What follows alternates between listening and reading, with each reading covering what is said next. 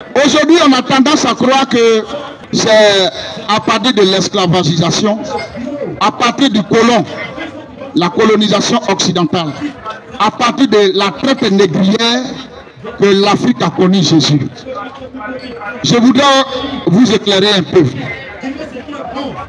en seulement 2 phrases. L'Afrique n'a pas reçu Jésus au travers de la colonisation occidentale. Écoutez-moi très bien. L'Afrique n'a pas connu, notre continent africain n'a pas connu Jésus à partir de la colonisation occidentale. L'Afrique a connu Jésus avant que le colon arrive. Je répète encore. Les Africains ont connu le message de Jésus avant que l'homme colonisateur arrive. C'est parce que nous n'apprenons pas notre propre histoire. Lorsque le Seigneur Jésus partait à la croix, à Golgotha, celui-là qui l'a aidé à porter sa croix sur le chemin de Golgotha, c'est un Africain, un Libyen. On l'appelle Simon de Cyrène. La Cyrène est située en Afrique du Nord, là où se trouve l'actuelle Libye. C'est comme on disait Guéhi de Côte d'Ivoire. Simon de Cyrène. La Cyrène est située en Afrique du Nord, là où se trouve l'actuelle Libye. C'est là-bas qu'on appelait la Cyrène. Amen. Amen. Et les apôtres de Jésus-Christ, quand ils ont commencé leur ministère, l'apôtre Philippe a présenté le Seigneur Jésus-Christ à un eunuque éthiopien qui quittait l'Afrique pour aller adorer Dieu à Jérusalem. Amen. Bien-aimé, prends le micro, on va lire ce passage bibliquement. Acte chapitre 8, à partir du verset 26. Apprenons à connaître notre histoire africaine. La Bible n'est pas entrée en Afrique à travers la traite négrière. Vous ne connaissez même pas l'Afrique. Il y a des nations que vous voyez aujourd'hui. Ils ont changé de nom. Je vous donne un exemple tout près de nous ici. Le pays qu'on appelle Burkina, là, on l'appelait hier la Haute Volta.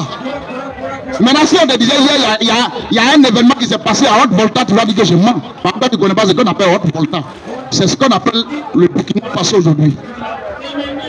Ce que tu appelles aujourd'hui la Libye, là, on appelait ça hier la Cyrène. On va lire ça dans la Bible. Acte 8, à partir du verset 26. Un ange du Seigneur, s'adressant à Philippe, lui dit: un ange du Seigneur va dire à Philippe: lève-toi, lève-toi et va du côté du midi. Va du côté de midi. Sur le chemin qui descend de Jérusalem. Sur le chemin qui descend de Jérusalem à Gaza. À Gaza. Oui. Celui qui est désert. Oui. Il se leva et partit. Philippe est parti. Et voici un Éthiopien. Un Éthiopien, on n'a pas dit un Américain. On n'a pas dit un Asiatique. On dit un Éthiopien. L'Éthiopie là, c'est pas à Paris. L'Éthiopie là, c'est pas en Amérique.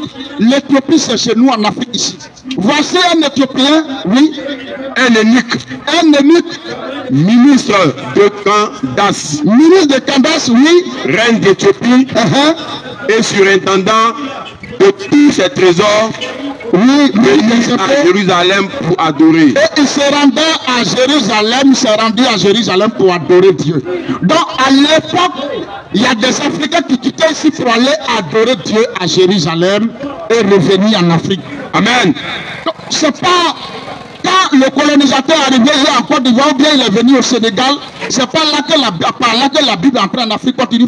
Assis sur son champ et lisait. Lorsque ce ministre éthiopien retournait donc en Éthiopie, et à un moment donné il a garé son char et il était en train de lire le passage du prophète Esaïe. L'Esprit dit à Philippe. L'Esprit de Dieu va dire à Philippe maintenant: avance.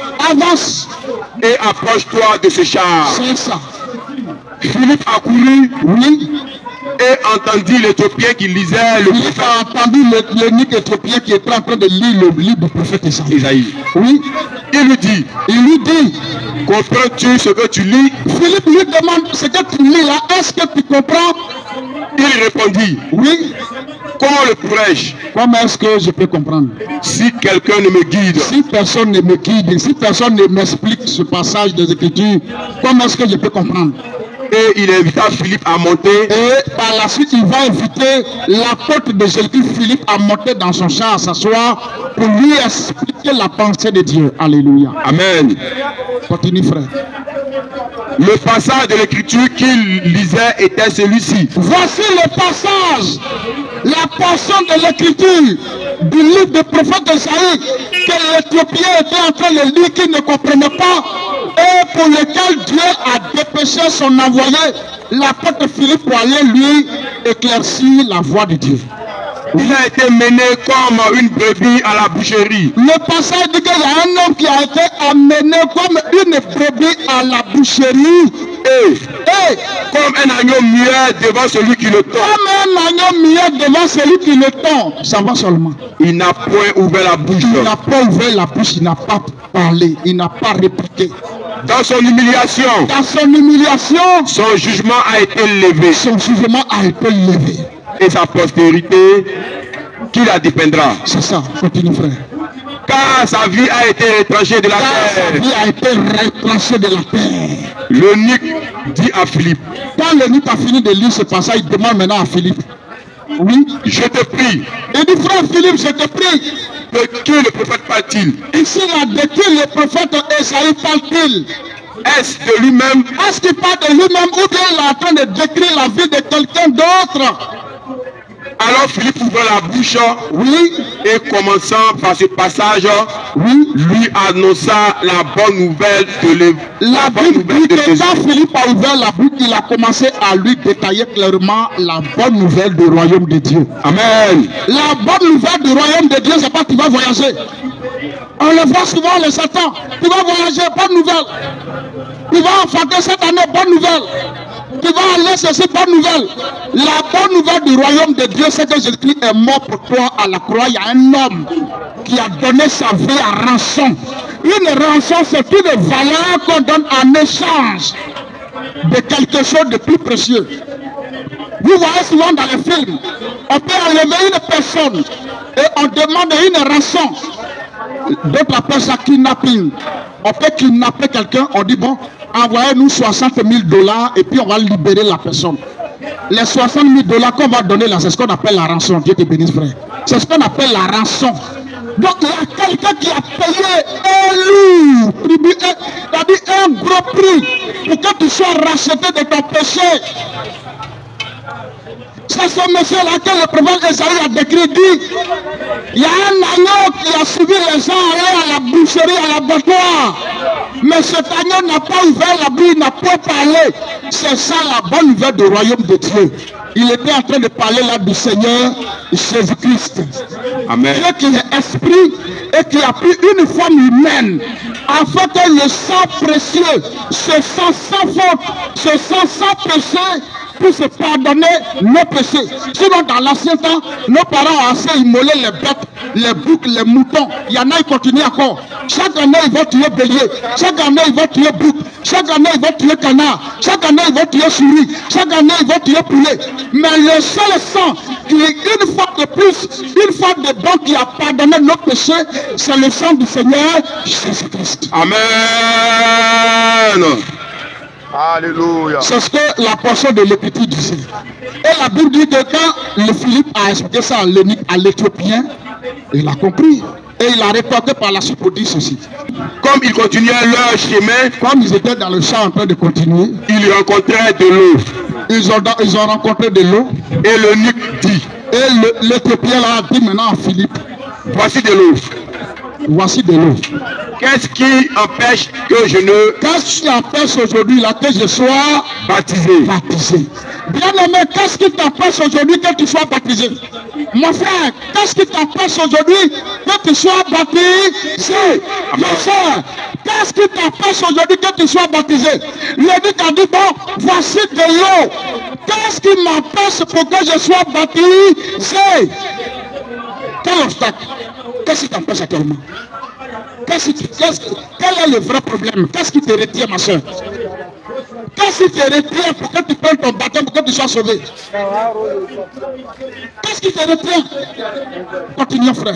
Philippe va lui dire maintenant, si tu crois de tout ton cœur. Tu as dit, voici l'eau, qu'est-ce qui m'appelle d'être baptisé, non?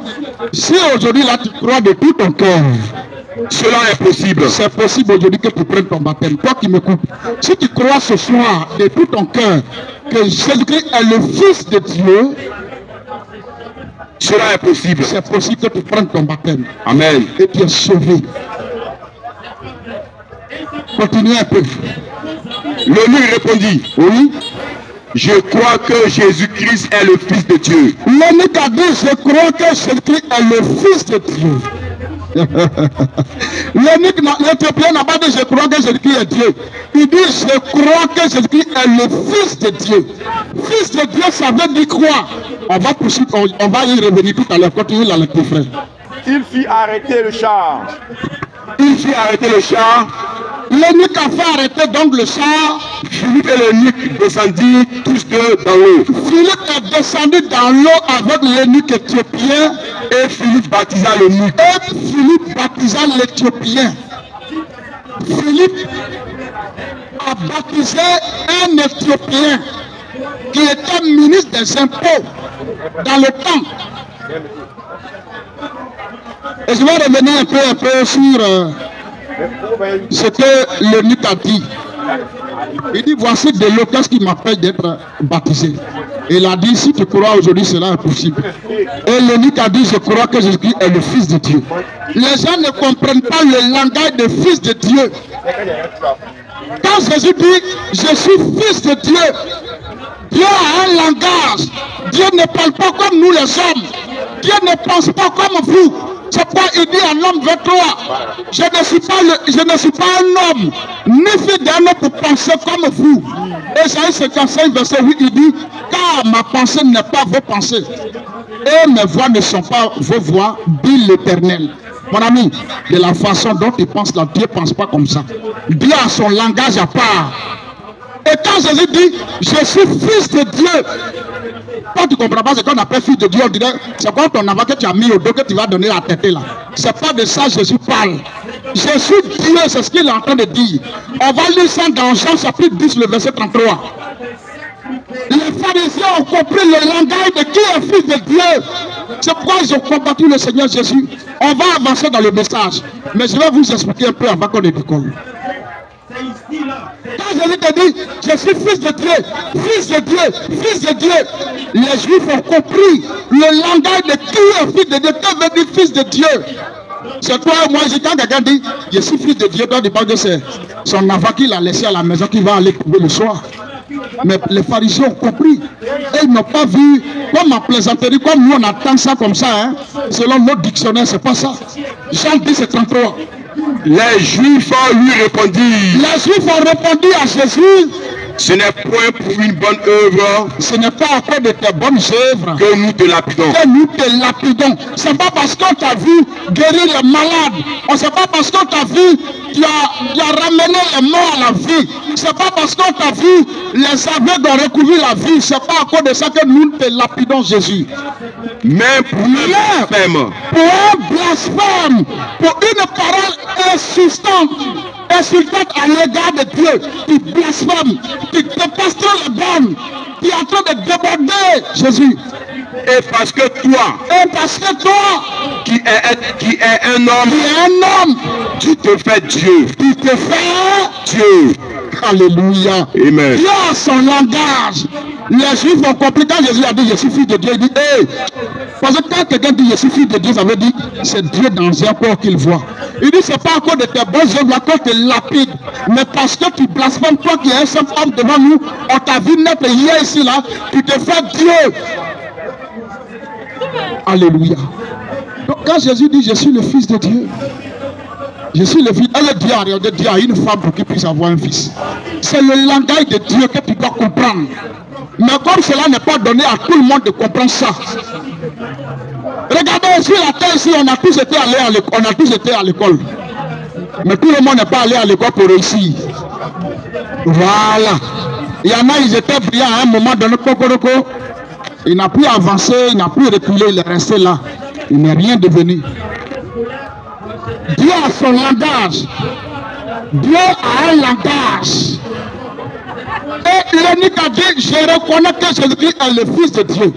Philippe dit, descendons dans l'eau. Ils sont descendus tous deux dans l'eau. Et Philippe a baptisé le lieu. Alléluia.